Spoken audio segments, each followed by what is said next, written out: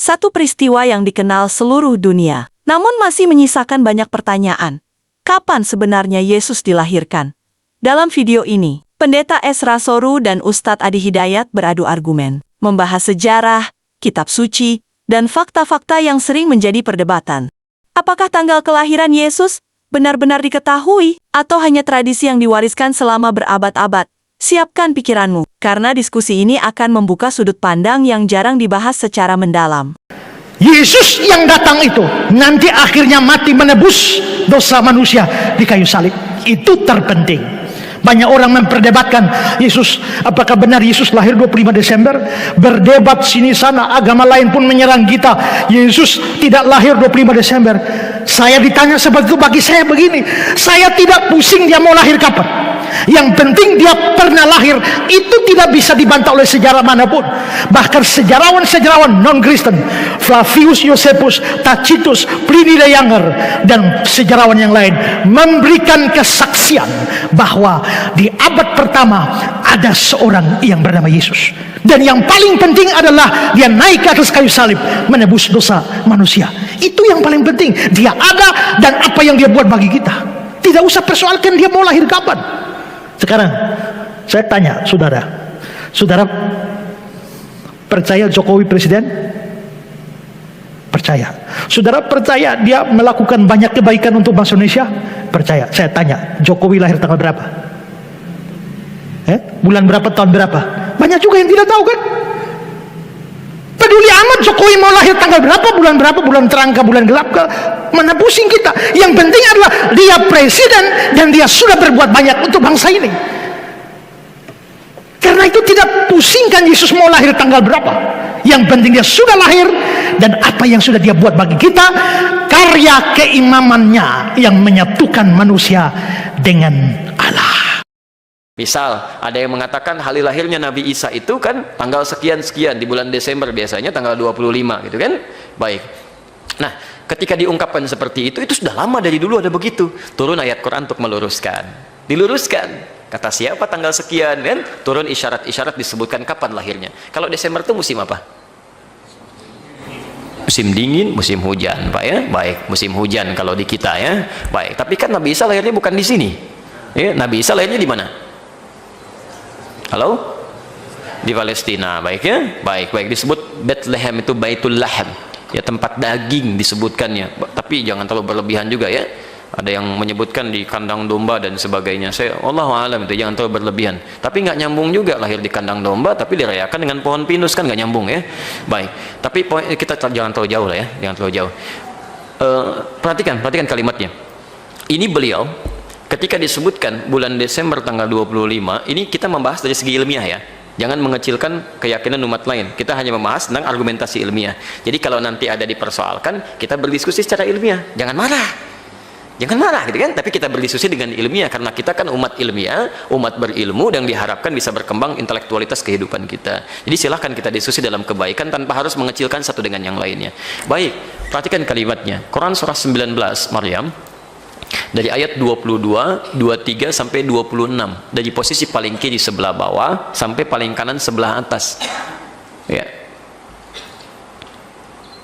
Baik, sudah ada ayatnya sampai ke fa'aja'ahul makhad sampai wahuzzi ilaiki bijiz'in nakhlati.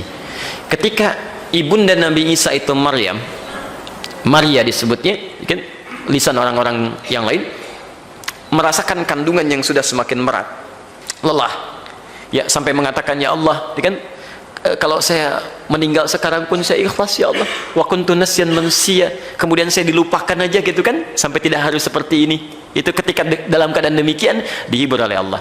Apa yang dikatakan kemudian direkam oleh Al-Quran, sudah, kamu jangan mengeluh kalau kamu lelah, capek, sulit dalam kandungan, pukulkan saja itu tanganmu ya ke batang kurma itu, sedikit aja pukulkan, maka sedikit goncangan itu akan menghadirkan kurma yang sudah matang itu, rotaban janiyah. Ibu, ini saya beri isyarat Bu ya, ada kalimat rotab janiyah. Rotab itu kurma yang mengkau, matang ya. Kalau beda antara tamar dengan rotab, kalau tamar sudah agak kering, kalau rotab itu kurma matang, itu yang lunak Pak, masih banyak kandungan airnya, glukosanya tinggi. Dan janinnya terkait dengan kata janin, itu bagus untuk perkembangan janin. Jadi bagi perempuan yang sedang mengandung itu, cari sifat-sifat kurma seperti itu. Makanya kalau Anda sekarang umrah, itu suka ada kurma Maryam gitu kan. Walaupun belum tentu dimakan oleh Sayyidah Maryam gitu ya. Baik, kurma Maryam itu bukan harus kurma yang seperti itu, bukan. Setiap rutab, setiap jenis kurma yang sudah masuk fase rutab, ada fase tertentu yang itu baik untuk perkembangan janin. Jadi setiap kurma, nggak harus kurma yang itu. Jelas ya? Baik. Nah, di sini paling menarik, gerakan sedikit, kurma bisa jatuh. Berarti ketika beliau itu akan dilahirkan dalam kandungan itu, Sayyidah Maryam, itu berarti musimnya musim apa? Kurma itu tidak mungkin tumbuh di musim dingin. Nggak mungkin. Mustahil itu. Mustahil. Pasti di musim panas. Puncak panas itu ya sekitar Juli sampai Oktober di Timur Tengah. Saya tinggal di 5 negara di Timur Tengah. Itu selalu Juli sampai Oktober. Itu puncaknya. Dan kurma paling enak itu memang saat panas. Saat sedang panas-panasnya luar biasa, cepat matang, mengkel, itu paling nikmat tuh kalau makan kurma itu. Enak gitu Pak. Ya, nggak percaya silahkan, ya. Itu nikmatnya luar biasa. Jadi di sini kalimat Quran ingin menyampaikan bagaimana orang bisa datang. Ya, logika sederhana aja ya, ke satu tempat. Kan kandang domba sekarang dengan kandang domba dulu, kalaupun dibenarkan itu kan beda situasinya. Bagaimana musim dingin puncaknya Desember sangat dingin luar biasa, tiba-tiba bisa sendirian keluar, itu pakai apa sendirian? Pasti merasakan kedinginan, berbahaya bagi kandungan. Mustahil orang bisa melahirkan dalam musim dingin yang sangat pekat, tiba-tiba sendirian datang ke kandang domba gitu kan, dan sebagainya. Itu mustahil. Itu dari segi ilmiah saja. Jelas ya? Nah, jadi di sini Nabi Isa pun sudah mengatakan isyarat-isyaratnya. Tapi yang paling penting, musaddiqal lima baina yadayya minat Taurat, saya ingin menegaskan kembali dan meluruskan ajaran Taurat yang dulu pernah disimpangkan di masa saya, wa mubasysyiran birasulin ya'ti min ba'di ismuhu Ahmad, dan saya kasih kabar gembira, di Nabi Isa saja 600 tahun sebelum kelahiran Nabi Muhammad SAW sudah merasa gembira dengan kedatangan Nabi Muhammad, padahal belum pernah lihat, dan menebarkan kabar gembira itu kepada umatnya. Saya kan tadi katakan, ada orang gembira, wajar kalau dalam kandungan, sampai dengan melahirkan, ini belum datang, sudah gembira. Ya, jadi ini menunjukkan ada keistimewaan Nabi Muhammad SAW dari nabi-nabi sebelumnya. Nabi Musa itu tidak pernah menyampaikan kabar gembira dengan kedatangan Nabi Isa. Silahkan cek. Ya, tidak juga Nabi Daud, tidak Nabi Sulaiman. Padahal Daud dengan Sulaiman itu bapak dengan anak. Ya, Yakub anaknya Yusuf. Yakub punya anak namanya Yusuf. Yakub anaknya adalah Yusuf, itu kan? Baik, tapi ketika Nabi Yusuf itu kemudian tumbuh menjadi nabi, itu nggak disampaikan kabarnya bahkan kepada saudara-saudaranya. Minta dirahasiakan. Silahkan cek ya di surah Yusuf itu. Ya, kata bapaknya, kamu jangan kisahkan nih pada saudara-saudaramu ya, takutnya ada masalah. Padahal nabinya sudah ada, tapi jangan minta dikisahkan. Nabi Muhammad tidak, sebelum datang nabinya, sampaikan kabar gembira ya. Nabinya belum datang, sudah dikabarkan. Nabi Yakub, nabinya ada, anaknya Nabi Yusuf tidak dikabarkan. Jelas ya? Nabi Musa, saya beri gambaran lagi. Kenal Nabi Musa? Alhamdulillah ya. Kalau kenal saya repot, antum siapa sebetulnya ya? Baik.